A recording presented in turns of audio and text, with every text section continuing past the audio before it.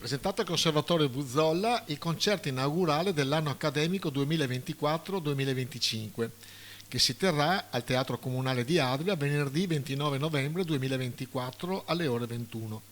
In programma musiche di Mozart, Beethoven, Chopin, sotto la direzione del maestro Ambrogio De Palma. Si esibiranno tra gli altri, oltre all'Orchestra Sinfonica del Conservatorio Buzzolla, Gianluca Bergamasco al pianoforte, Barbara Marras, sempre al pianoforte, Sara Castellano e Alessandro Catania, pianoforte e violino. Ascoltiamo il maestro Paolo Zoccarato, direttore del Conservatorio,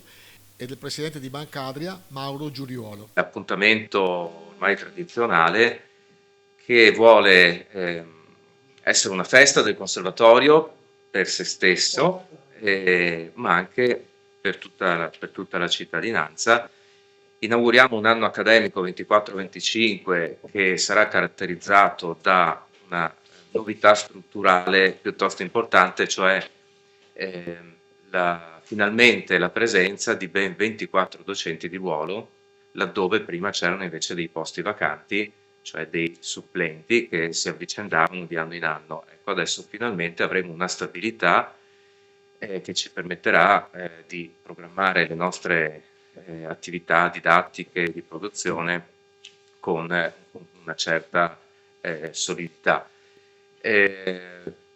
Questa lunga attesa di questa stabilizzazione non è dovuta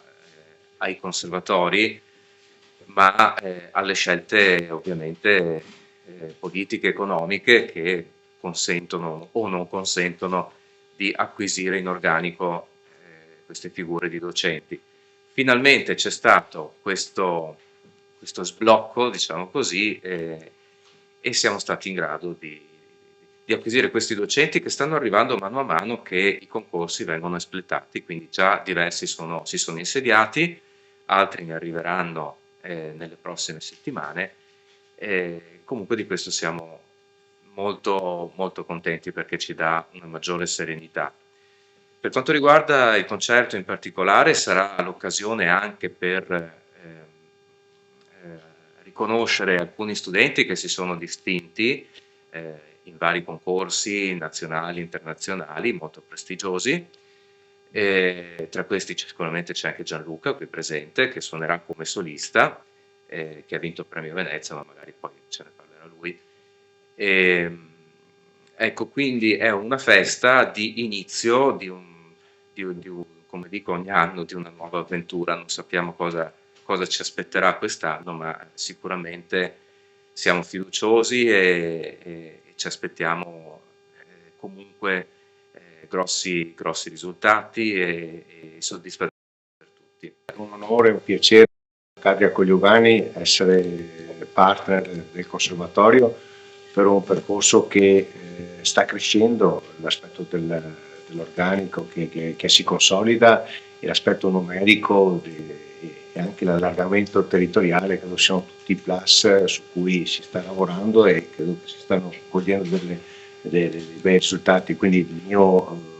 miei complimenti ai direttori in primis, al presidente e a tutto lo staff, alla vice direttrice, perché tutti si stanno impegnando per consolidare una realtà, una grandissima eccellenza,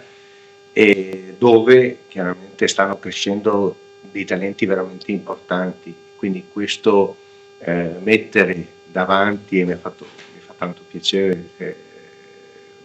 giovani che tra l'altro sono così riescono a traguardare dei risultati così importanti, quindi i miei complimenti per il suo traguardo, ma sarà una delle tante tappe della sua credo importante carriera, e far crescere questo conservatorio, perché se mettiamo in evidenza questi